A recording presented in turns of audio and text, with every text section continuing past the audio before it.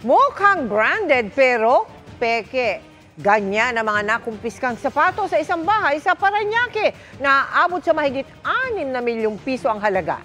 Nakatutok si John Consulta. Exclusive.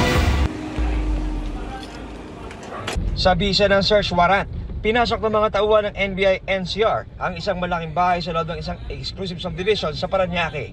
Kasunod yan ng reklamo ng ilang kilalang kumpanya ng shoe apparel. Ang aakalain mo kasing malaking bahay sa labas, ginawa na palang bodega ng sangkaterbang counterfeit na branded na sapatos sa loob.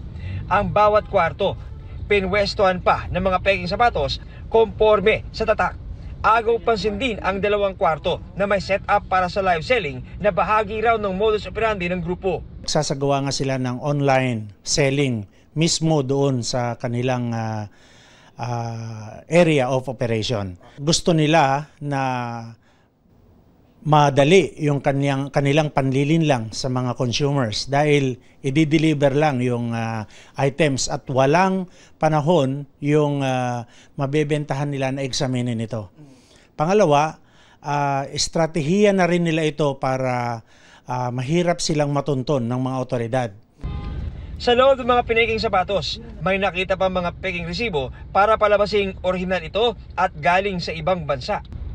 Napakalaking kawalan nito sa ating pamahalaan dahil hindi sila nagbabayad nga po ng kaukulang buwis at ganun din sa parte ng may-ari ng brand na malaki ang kinalulugo nila.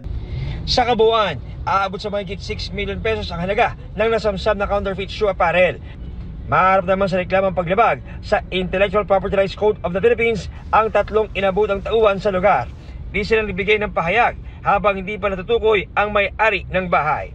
Para sa GMA Integrated News, John Consulta, Nakatutok, 24 Oras.